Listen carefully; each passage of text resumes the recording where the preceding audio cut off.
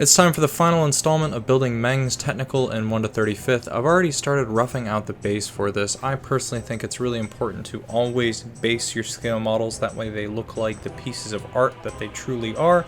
And because I'm going to be giving this to Qilo, I wanted them to have something more than just the model itself. It's always important in presentation to have something that is kind of a statement piece, and that's what I want this to be. So in our last video, we finished up the technical itself, and in this one, we're going to be working through making a simple base.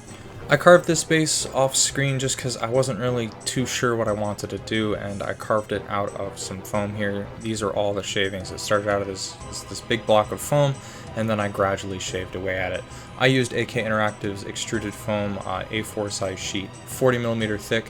I went with the thicker foam than what I normally use, this 1-inch thick expanded polystyrene foam that I get at like Home Depot.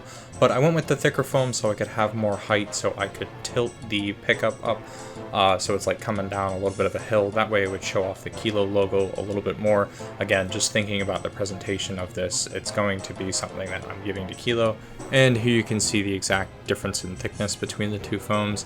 Now, regardless of what foam I use, I always kind of use the same tools to carve the foam, and chief amongst that is this small Olfa knife. I like it because I can bend the blade. It's pretty flexible, and that allows me to get some curvature to my cuts when I'm cutting away material.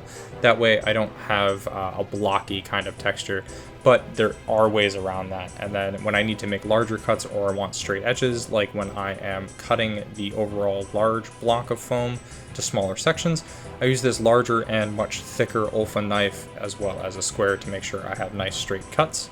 And for when I'm making smaller cuts, I use a Milwaukee right angle like this, just a speed square. But for larger cuts, I use a drywall T-square because the XPS foam sheets are quite large. And then to carve this, it's really simple. I just like to use my tools and go ahead and carve away at it, basically. Now, you can take some sandpaper. I like to use 220 grit just because it's a nice balance of speed and I'm not like tearing chunks of the material out. But I can sand away at what I have already carved out and give it a smoother, more natural profile. Although when we apply stuff on top of the foam, that will kind of smooth it out. But I like to get the shape of my base as close as I can to being done before I actually start applying products.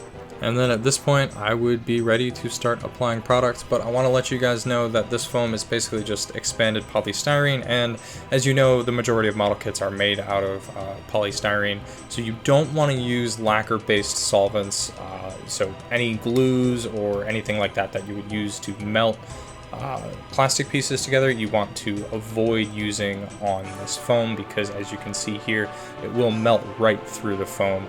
So keep in mind not only glues and paints, but also make sure you're grabbing the right filler, because this Tamiya Putty basic type is lacquer base. It has a solvent in it and it will melt the foam as well.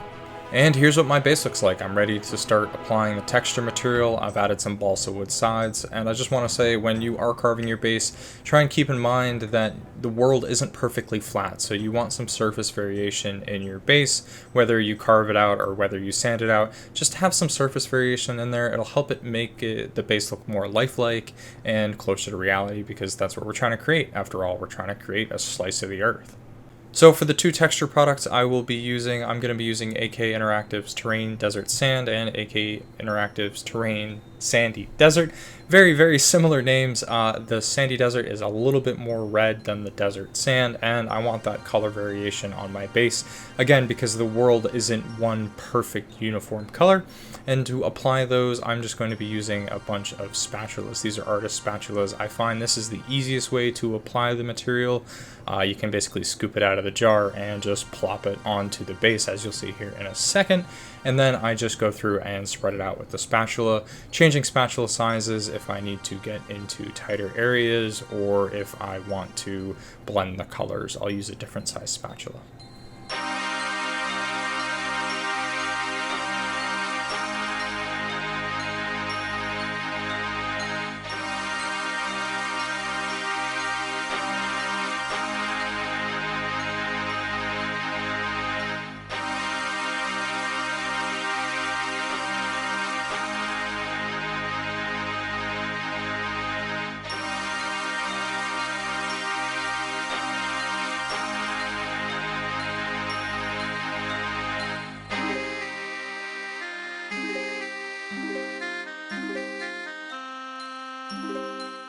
At this point, I've got the majority of my texture down, and I've switched over to a smaller spatula to get all the areas that I couldn't get with the large spatula. And because those areas happen to be the low spots, I'm going with the darker color, which in my mind anyway, indicates that the area is a little bit wetter than the rest of the dry sand. So I'm going through with this smaller spatula to reach those areas, but also so I have more control in blending the two colors of texture together.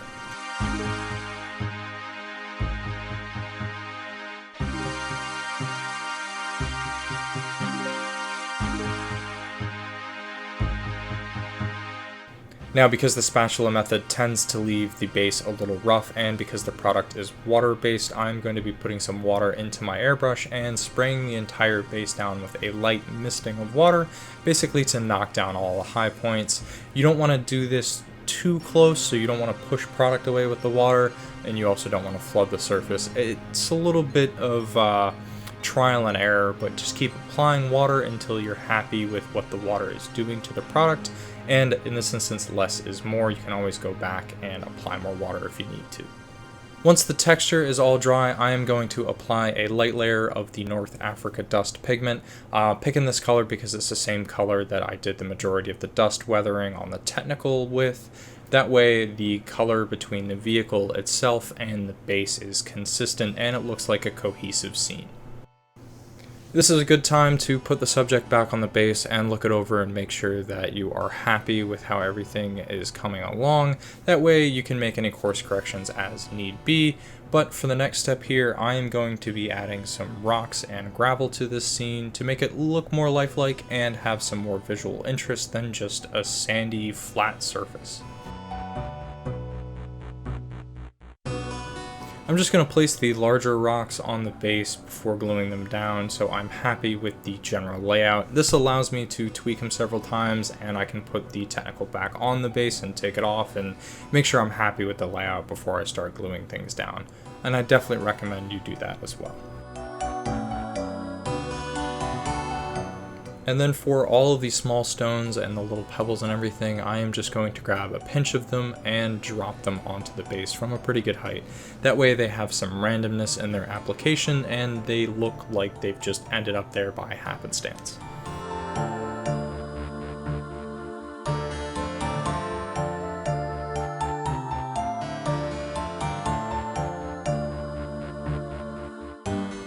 Once I'm happy with how everything is laid out, I'm going to take some AK Interactive gravel and sand fixer and an old brush I don't particularly care about and just drip the gravel and sand fixer onto all of the small little stones and the larger rocks.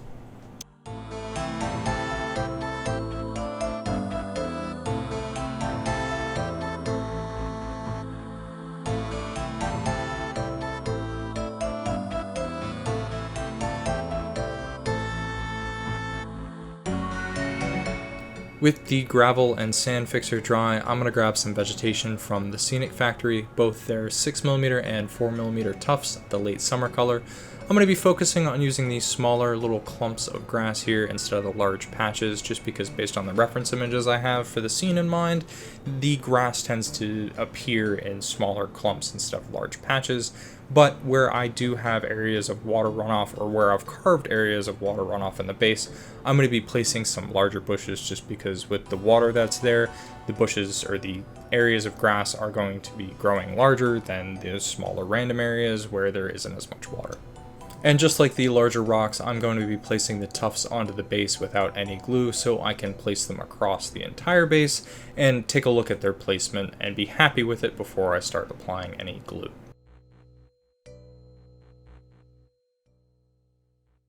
And once I'm happy with the placement of the tufts, I'm just going to pick one tuft up and use some white glue with a toothpick, apply the white glue to the tuft and place it back where I got it from.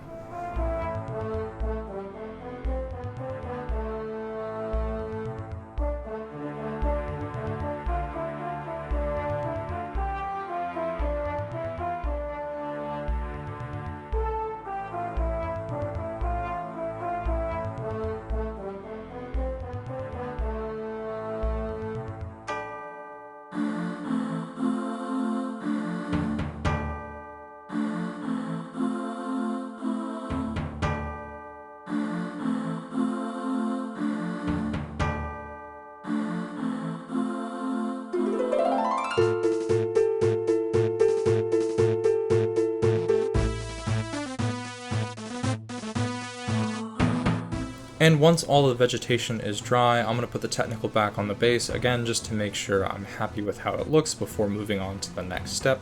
And the next step for this is going to be blending all of the colors together. I like doing this once the vegetation is already on the base so I can blend the vegetation into the base as well, because the grass isn't just perfectly green on the base. And here's all the colors I'm going to be using to do that. I didn't actually end up using any of the greens because I was happy with how the tufts blended in using all of the sand colors. I'm going to be using dust, buff, medium soil, and streaking dust oil brushes from AK Interactive, and I'm just going to apply these on the base like an oil pin wash.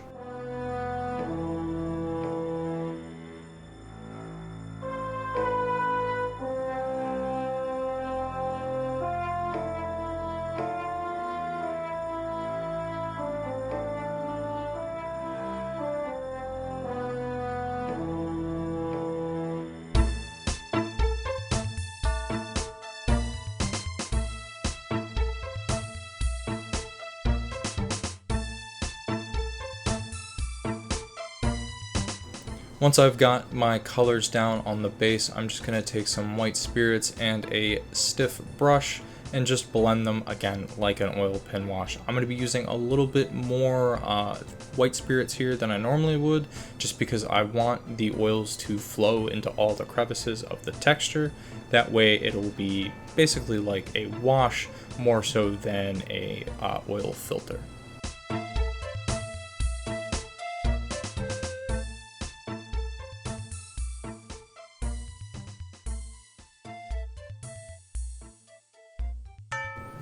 And here's the base after I have done all of the blending of the colors. I actually went through and mixed up some light dust and the North Africa dust to make a general wash after all of the oil pin wash filters had been done. And I went through and applied that all over the base. And then I went through with a brush and just applied a little bit of pigment to the tufts to make them blend into the scene a little bit more so that the sand has blown into the grass basically. All that's left now is to paint the sides black, and to do that I'm going to be using AK 3rd Gen black with the 3rd Gen thinner, just painting it on the side of the base, and we'll be able to call this one done.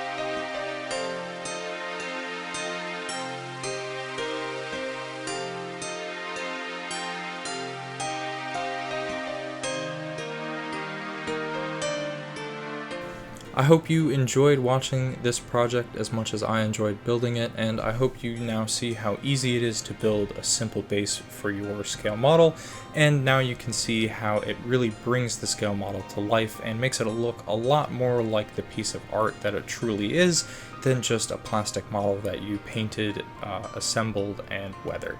I really think that building a base is straightforward, fairly easy, and it adds a huge amount to the presentation of your artwork. So I hope this video has been helpful and maybe inspires you into making your own base for your own scale model. Let me know if you have any questions down below as always, and don't forget to follow, that way you don't miss out on any new projects that I've got. Next up, I've got something that I've been wanting to do for a very long time, so I can't wait to see you there.